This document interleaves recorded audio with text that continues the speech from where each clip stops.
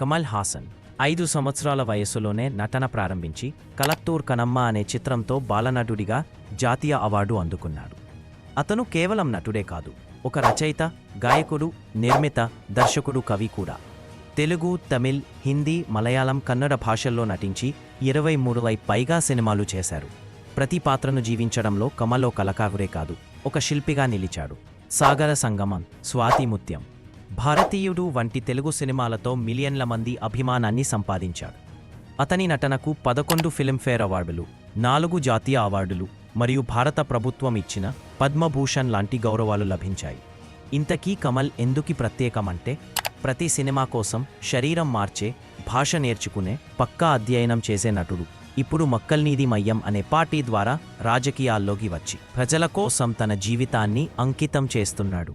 కమల్ హాసన్ ఓ కళాకారుడే కాదు, ఓ కళా విగ్రహం.